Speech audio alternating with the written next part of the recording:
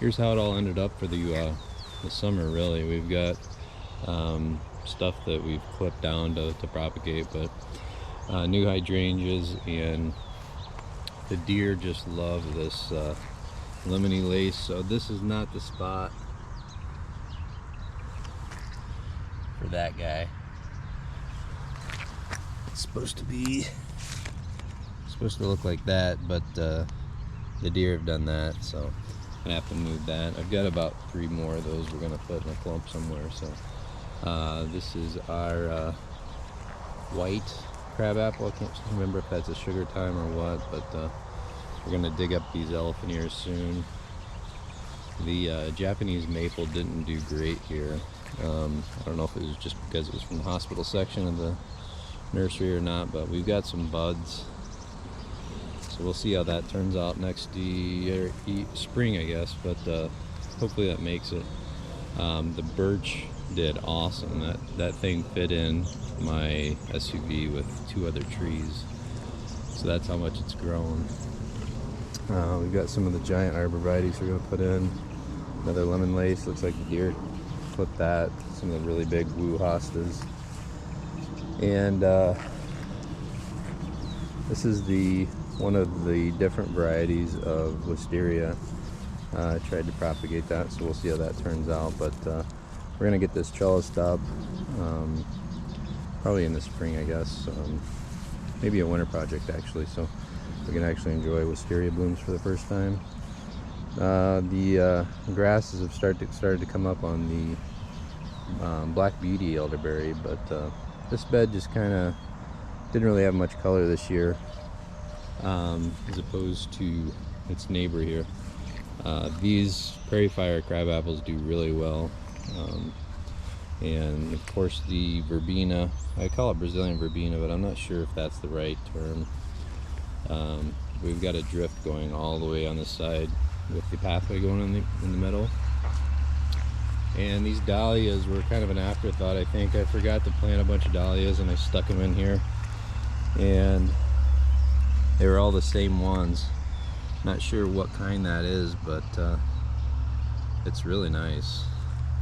And they're not too big, but they've got a lot of pollen in it. Already got bees on them, so we got a sucker ball here. The blue sea holly turned out really good. It doesn't look great now, but it's just got a neat blue stem, and these tops all looked like that and were covered with pollinators and bees and everything all summer, or as soon as they actually bloomed. So not sure what this guy's doing. This is our volunteer sunflower. I was hoping the finches would clean out, but it looks like there's still a lot of seeds in there, so who knows. Again, the verbena is my favorite with our little bluestone steps there.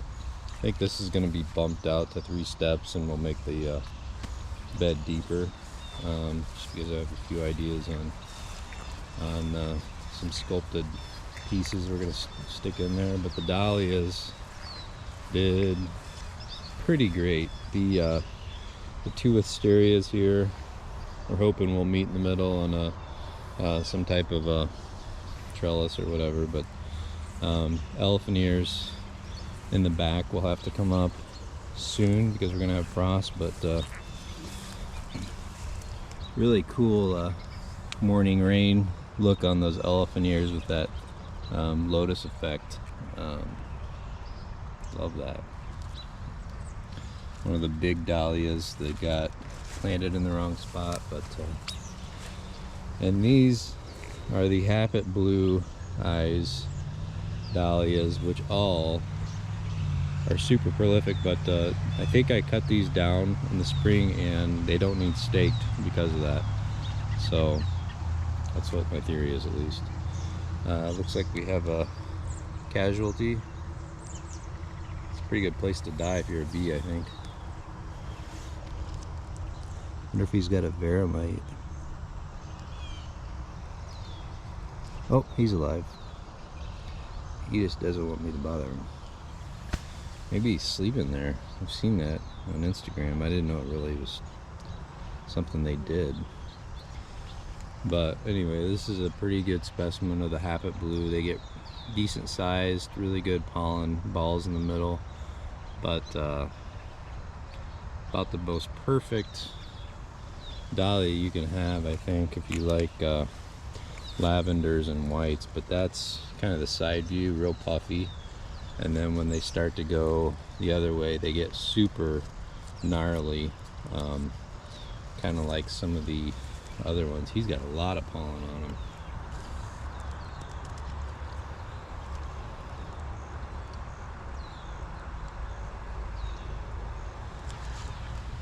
So they're still collecting pollen.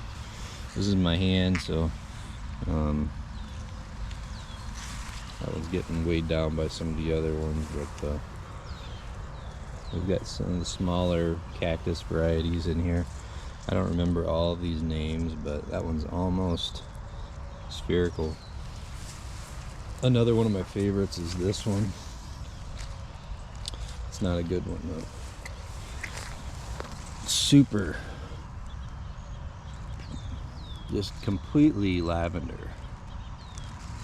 Super floppy though, so they need it staked up, just like all of these guys here. We got a massive crabgrass or something. Not sure what that's called, but yeah, and this is probably one of the biggest ones. It's covered in bugs, but they are massive. This guy, I'll put it in the description. I can't remember what it's called. It's the most gnarly dahlia I've ever seen. It might be the watermelon one, and usually these Kelvin floodlights are the biggest, but these are huge. They're just completely falling down though, so they need stake next year. I need to make a note of that. He's not even fully open, but these are you can easily tell which ones did the best. These Happet Blues are obviously the most abundant in the garden, but they did the best too. So this one broke off and it's still perfect.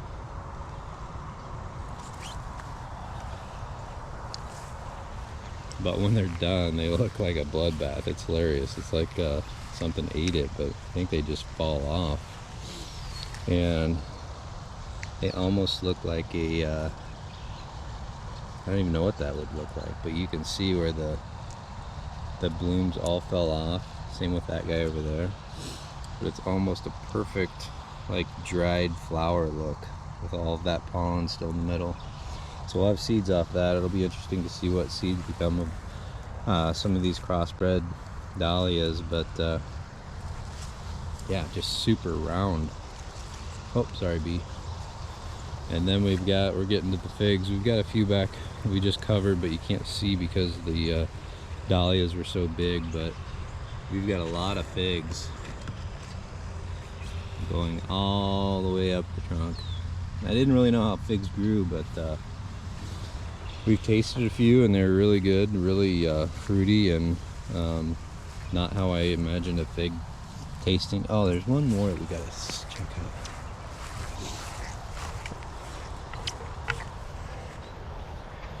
I think this is the watermelon. And it's almost a cactus variety, and it's by the cactus I'm growing back there almost.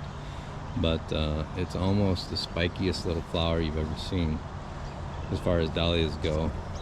And it's hard to get to, but I thought I planted several of these because I liked them so much in the picture. But again, this is one of the dahlias that fall down, but look at that. Isn't that crazy? That is crazy. They look really bad if you don't deadhead them, but yeah, I've got a few of these. It's almost just like a fuzzball. So that's a pretty old bloom. This is an older bloom that's really open in the middle, but it still keeps all of that fuzzy pink look. And we've got them back here. So I'm gonna plant those better next year. Hopefully they make a lot of extra tubers and we'll have a lot of them next year, but not a very tall variety. There's more figs. We've got I've cut a lot of these down so they're not as bushy. This is a 3-trunk fig. Looks like this trunk on the right doesn't have anything. Probably could have propagated that. And I'm not sure how well the actual first year wood is going to do on each of these, so they might die back completely, but they'll pop up from the ground again really late in the spring. So a lot of figs there. This one's starting to turn red, but that's kind of what we look for when we pulled them off and ate them, so hopefully we'll get more off of those. Those are the mother plants that we brought from our old property. This is the hibiscus that the deer just won't allow to bloom. We've had one bloom and the deer just trim it every night, I think. So more Happet Blue. One of the more interesting ones that's got, it's a really, I don't know, dark purple, but next to these guys where they've got a little bit of purple, we have a mutant over here that just has a few of the white on it, so it's kind of neat. But it's the same. I don't know what. Oh, there's that one's got the same too. So I don't know if these are the close as far as varieties go, but they look like they're trying to be the same plant. Yeah, next to that we've got a purple and a multicolored on the same one, so maybe that's a cross that's still trying to figure out who it is. And these guys, and these, and here is the bigger ones, just massive.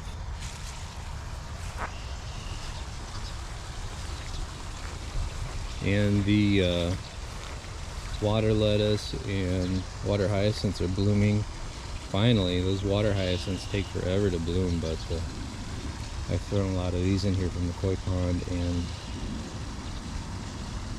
they bloom for about 17 hours, I think, and then they're done. So hopefully we'll get a lot of blooms. That'd be pretty cool.